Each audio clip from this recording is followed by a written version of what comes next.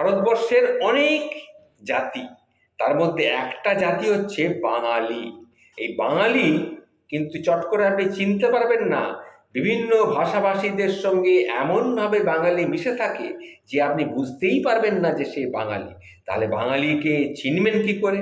তাহলে শুনুন, এই বাঙালি চেনার 20খানা সাধারণ পদ্ধতি রয়েছে। এই পদ্ধতিগুলো একটু মিলিয়ে দেখবেন, তাহলে চিনতে পারবেন কে বাঙালি। 1, চা খাবে টোস্ট দিয়ে, বিস্কুট ডুবিয়ে। 2, বেডের তলায় সারি সারি পুরনো পেপার ঢুকিয়ে রেখে দেবে। 3, টয়লেটের ফ্লোরে পেচ্ছাপ করবে। 4, স্ত্রী ঘুমোবে দেয়ালের দিকটায় ঘেঁষে।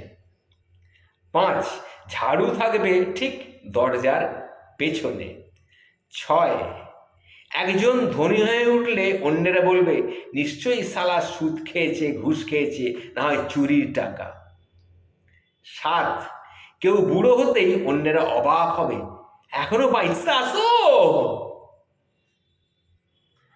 কেউ স্নান করতে গেলে একে জিজ্ঞাসা করতে থাকবে, আরে কোথায় যাচ্ছ, চান করতে যাচ্ছ নাকি?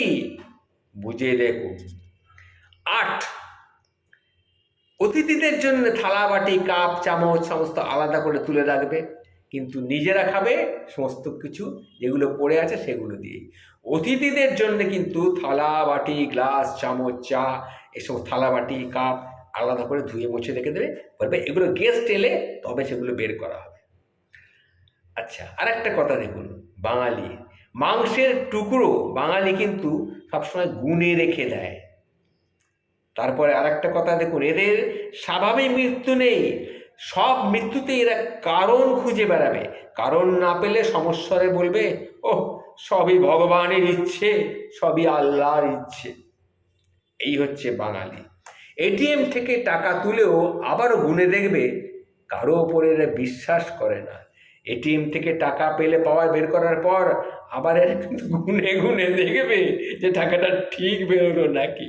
সুতরাং বিশ্বাস নেই। আর একটা জিনিস, কেউ সুন্দর মেয়ে বিয়ে করলেই অন্যেরা কানাঘুষো করবে, 14 নম্বর মাইয়া। বাঙালি আজন্ম পরশ্রী কাতর। আর একটা ব্যাপার শুনুন, মাছ মাংসের বিশেষ কিছু অংশ স্বামীর জন্য আলাদা করে রাখবে, যেমন মাছের মাথা, মুরগির একটা রান অর্থাৎ মুরগির লেগ পিস, এগুলো স্বামীর জন্য আলাদা করে রাখবে। আর একটা ব্যাপার দেখুন, কাদায় হাঁটার সময় জুতো হাতে করে নিয়ে ঝুলিয়ে নিয়ে একে বেঁকে চলবে, যেন জুতোয় কাদা না লাগে। পায়ে কাদা লাগুক, জুতোয় যেন কাদা না লাগে। ঈদের ছুটি বা পুজোর ছুটিতে নতুন জামা কাপড় কিনবে, তারপর সারা বছর আফসোস করবে, আর টাকা পয়সা সব নেই রে, আর টাকা পয়সা নেই। এটা গেল একটা। আর একটা হচ্ছে, মাইক্রোফোন হাতে পেলে পয়লা একটা ফু দিয়ে দেখবে আওয়াজ ঠিক মতো বেরোচ্ছে কিনা। যদি তাকে মাইক্রোফোনটা হাতে ধরেই দেওয়া হয়, সে গায়কই হোক কিংবা বক্তাই হোক, সে ফু মেরে দেখবে যে মাইক্রোফোনটা ঠিক আছে নাকি। তারপর আঙুল দিয়ে টক টক করে একটা টোকাও মারবে, ঠিক আছে কিনা পরীক্ষা নিরীক্ষা করবে। যদিও যার হাত থেকে মাইক্রোফোনটি পেয়েছে সে এতক্ষণ কিন্তু সেই মাইক্রোফোনেই কথা বলছিল। দেখবেন এই হচ্ছে বাঙালি। অতিথি আসার সম্ভাবনা থাকলে পুরো ঘর বাড়ি উঠোন এমনকি ছাদ পর্যন্ত ঝাড়ু দেবে খুব ভালো করে। এটাই হচ্ছে আর এক প্রকার বাঙালি। ওয়ান ওয়ে রাস্তা পার হওয়ার সময়ও ডাইনে বাঁয়ে ঘুরিয়ে ফিরিয়ে বারবার তাকাবে। এটা একটা মজার ব্যাপার। রাস্তাটা ওয়ান ওয়ে, দেখবেন ওয়ান ওয়ে, কিন্তু আবার ঘুরিয়ে ফিরিয়ে ডাইনে বাঁয়ে কিন্তু দেখবে। এগুলো দেখলে সত্যিই হাসি পায়।